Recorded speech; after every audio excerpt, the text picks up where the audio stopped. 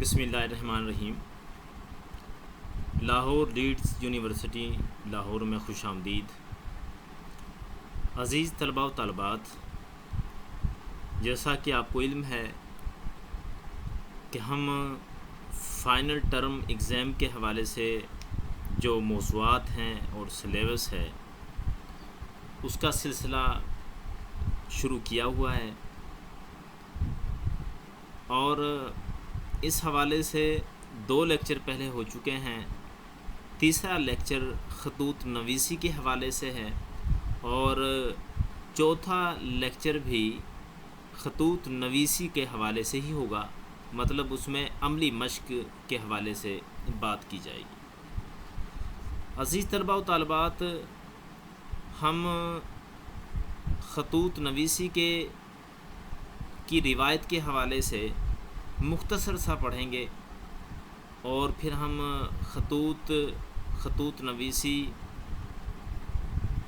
کے معنی و مفہوم پر بات کریں گے، اور اس کے بعد ہم دیکھیں گے کہ ایک طالب علم کو خط لکھنے کے لیے کون سے قواعد اور کون سے اصول و ضوابط کو پیش نظر رکھنا ہے، اور کن چیزوں کا خیال رکھنا ہے۔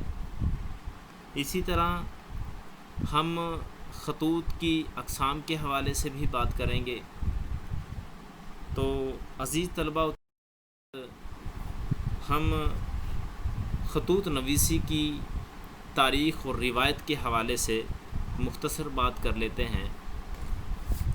عزیز طلباء و طالبات، خطوط نویسی کو مکتوب نگاری بھی کہا جاتا ہے،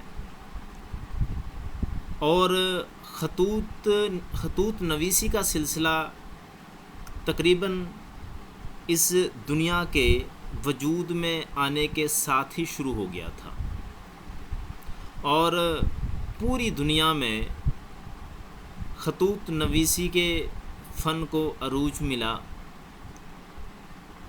اردو میں مکتوب نگاری بڑی حد تک فارسی اور عربی مکتوب نگاری کے زیر اثر شروع ہوئی، تاہم دور حاضر کے برقی مکتوب کا صحرا اہل مغرب کی تکنیک ہے۔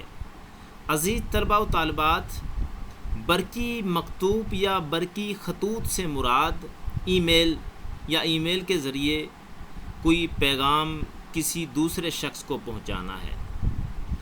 برقی مکتوب کا صحرا اہل مغرب کی تکنیک پسند اختراعی ذہنیت کی دین ہے۔ ای میل مراسلہ نگاری کی جدید ترین شکل ہے۔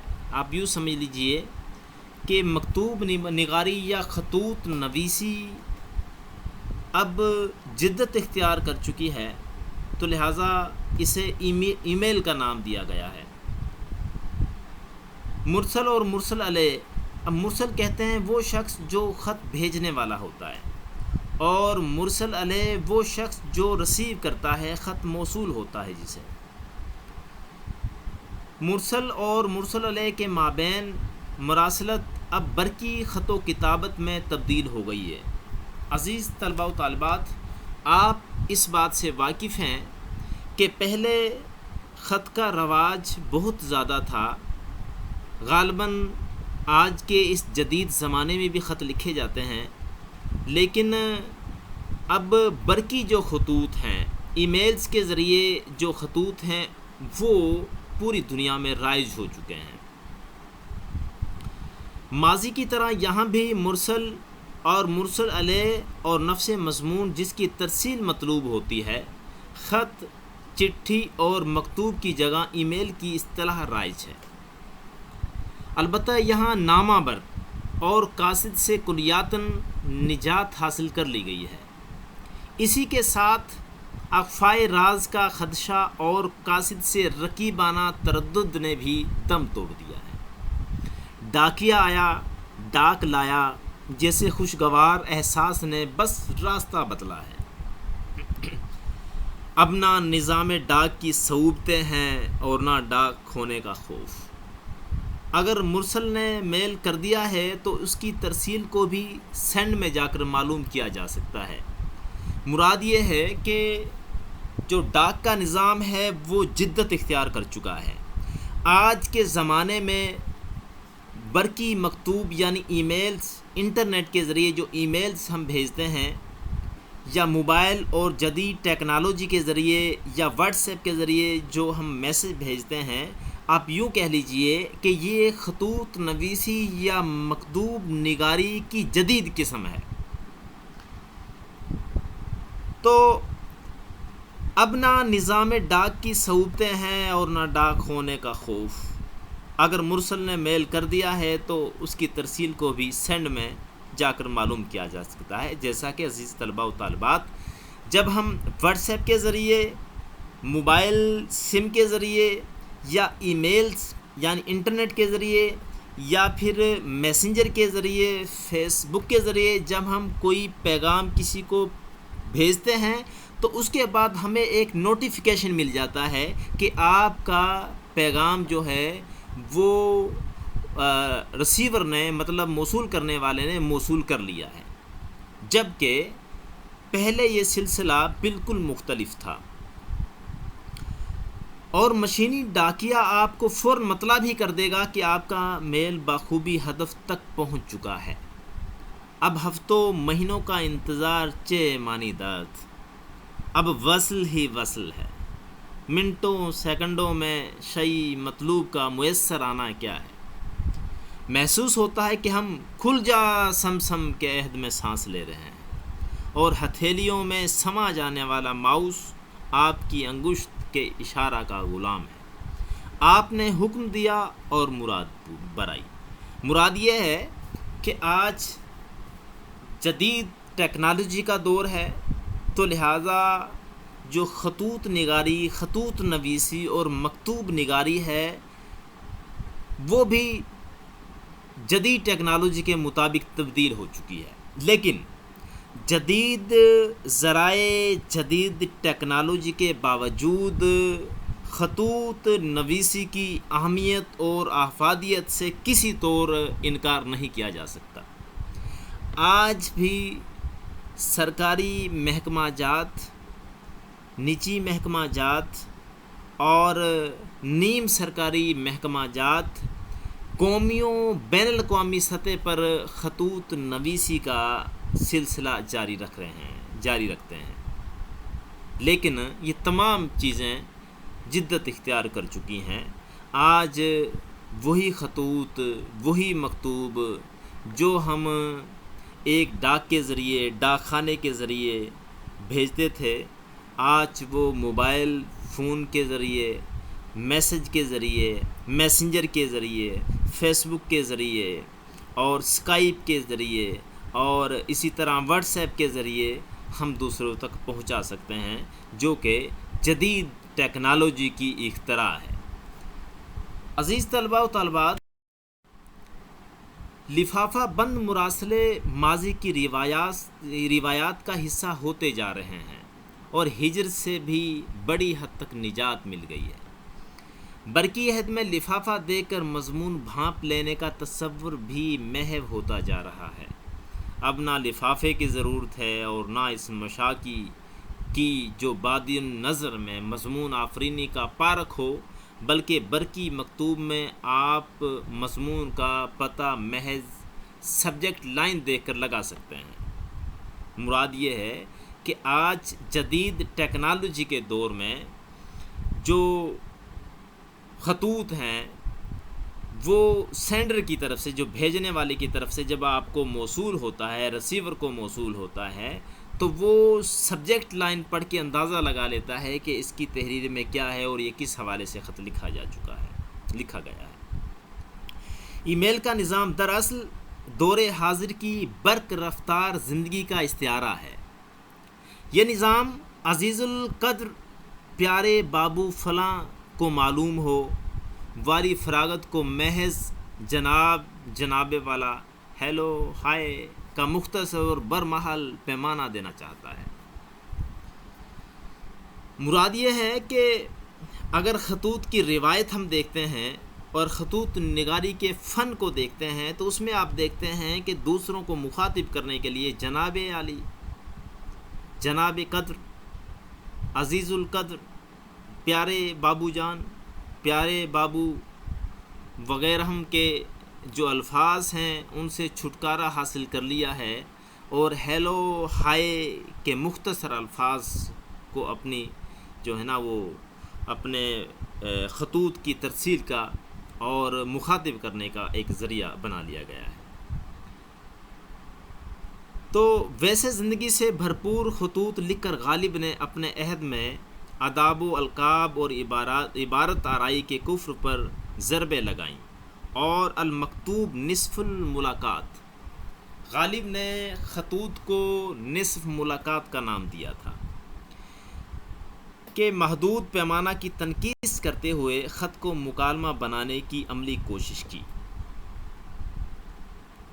غالب صاحب خطوط کے حوالے سے نامور شخصیت ہیں، ان کے اور بھی کئی پہلو ہیں، شاعری اور پھر شاعری کے مختلف جو خصائص ہیں شاعری کے، ان کے علاوہ اور ان کی جو شہرت کی باعث جو صنف ہے وہ مکتوب نگاری بھی ہے، خطوط نگاری بھی ہے۔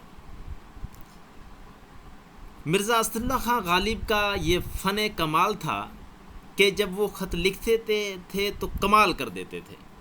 خط کا جو متن ہے وہ اس میں اس طرح کی گفتگو ہوتی تھی جیسے وہ جس کو خط لکھ رہا ہے وہ اس کے سامنے بیٹھا ہوا ہے۔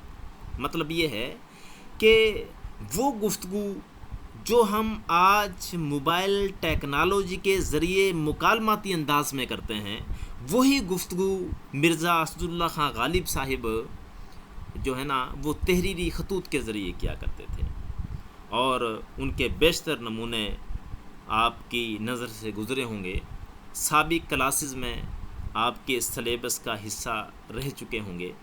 تو لہٰذا غالب مرزا اسد اللہ خان غالب جن کی شاعری عالمگیریت کی حامل ہے اور جن کے افکار و خیالات شاعری پر غالب ہیں، انہوں نے مکتوب نگاری کی روایت کو مضبوط بنانے میں اور اردو مکتوب نگاری کے فن کو اور صنف کو نمایاں کرنے کے لیے اپنا کلیدی کردار ادا کیا ہے۔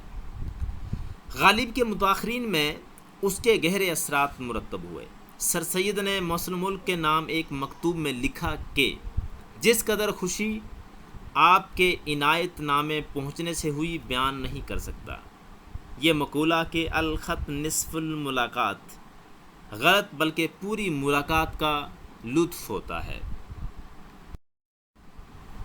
عزیز طلبہ و طالبات، یہ کچھ روایت تھی، کچھ سرسری گفتگو تھی خطوط کی روایت کے حوالے سے، اور خطوط جس قدر جدید ٹیکنالوجی کے مطابق خطوط یا خطوط نویسی کا جو فن ہے وہ تبدیل ہو چکا ہے اور جدت اختیار کر چکا ہے، اس کے حوالے سے ہم نے کچھ باتیں سیکھی، کچھ باتیں پڑھیں جو کہ بہت ضروری تھی۔ تو لہٰذا اب ہم خط کی تعریف اور مفہوم سمجھنے کی کوشش کریں گے۔ عزیز طلبہ و طالبات، خط عربی زبان کا لفظ ہے جس کے معنی تحریر، لکیر، نشان، نامہ، مکتوب اور چٹھی وغیرہ ہم کے ہیں۔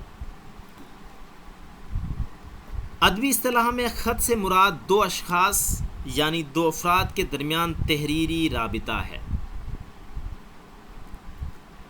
میں نے آپ کو بتایا کہ غالب کا یہ فن تھا کہ وہ جب خط لکھتے تھے تو ایسے لگتا تھا کہ وہ جس کو خط لکھ رہے ہیں وہ ان کے سامنے بیٹھے ہوئے ہیں اور دونوں باہمی مکالماتی انداز میں گفتگو کر رہے ہیں۔ اور آج کل وہی گفتگو جو ہم موبائل کے ذریعے کرتے ہیں، واٹس ایپ کے ذریعے کرتے ہیں، یا کوئی اسکائپ کے ذریعے کرتے ہیں، یا کوئی اور جدید ٹیکنالوجی کا سہارا لے کر کرتے ہیں، وہ تمام مکالماتی انداز کی جو گفتگو ہے وہ مرزا اسد اللہ خان غالب تحریری خطوط کے ذریعے کرتے تھے۔ یہ ان کا فن کمال تھا۔ غالب نے خط کو نصف ملاقات کہا ہے، لیکن دور جدید میں مواصلاتی نظام ترقی کی وجہ سے خط لکھنے کا رجحان کم ہو گیا ہے۔ عزیز طلباء و طالبات، آپ دیکھتے ہیں کہ وقت کے ساتھ ساتھ کچھ چیزیں ایسی ہوتی ہیں جو جدت اختیار کر دیتی ہیں، جو جدت اختیار کر جاتی ہیں، جو تبدیل ہو جاتی ہیں، کیونکہ وقت کے ساتھ ساتھ ہر چیز بنتی ہیں، سنورتی ہے اور اس کی نوک پلک سنواری جاتی ہے، اور بسا اوقات اس کو رد کر دیا جاتا ہے۔ تو یوں آپ کہہ سکتے ہیں کہ جو مواصلاتی نظام ہے، جو کمیونیکیشن کا جو ذریعہ ہے، وہ اب تبدیل ہو چکا ہے۔ تو خطوط کی مختلف اقسام ہیں، جیسے نجی خطوط، کاروباری خطوط، سرکاری خطوط، عمومی خطوط اور رسمی خطوط وغیرہ۔ تو عزیز طلباء و طالبات، اب ہم سیکھیں گے کہ خط لکھنے کا مؤثر ترین طریقہ کون سا ہے امتحانی نقطہ نظر سے، تاکہ ہمارے نمبرز اچھے آ سکیں، کیونکہ ہمارے ہاں سلیبس پڑھنے کے بہت سے مقاصد ہوتے ہیں، لیکن سب سے بڑا اور اہم مقصد جو ہمارے ملک اور ہمارے نوجوانوں کا ہے، وہ یہ ہے کہ نمبر کس طرح زیادہ حاصل کیے جائیں۔ ان کا نقطہ نظر یہ نہیں ہوتا کہ کس قدر علم حاصل کرنا ہے۔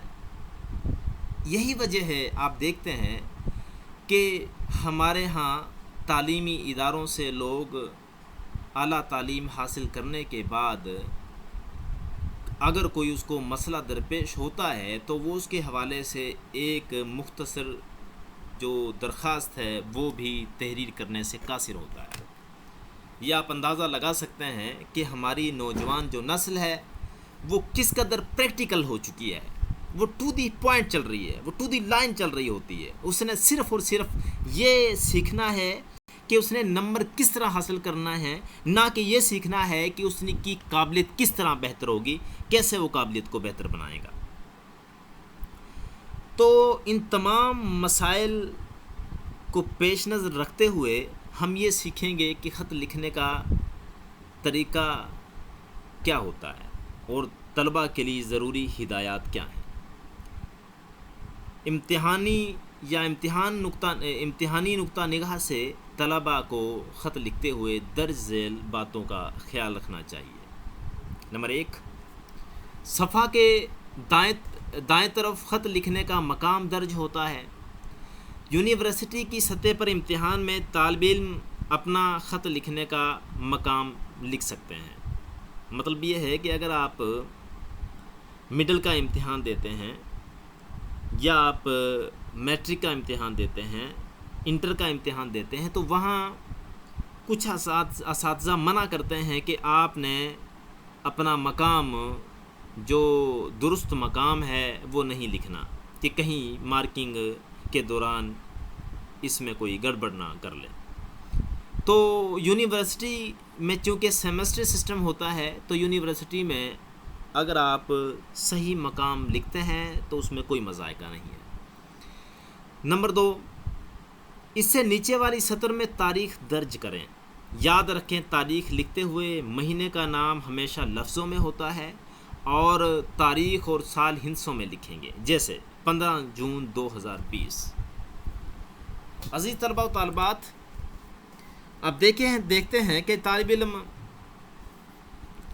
تعلیم حاصل کرنے کے بعد بھی صحیح تاریخ لکھنے کے قاصر ہوتے ہیں، تو لہٰذا مہینے کے بعد آپ ختمے کی علامت لگاتے ہیں، معذرت سے تاریخ لکھتے ہیں، تاریخ کے بعد آپ ختمے کی علامت لگاتے ہیں، اس کے بعد مہینے کا نام لکھتے ہیں، اس کے بعد سال کا نام لکھتے ہیں، اس کے بعد حمزہ کی علامت لکھتے ہیں۔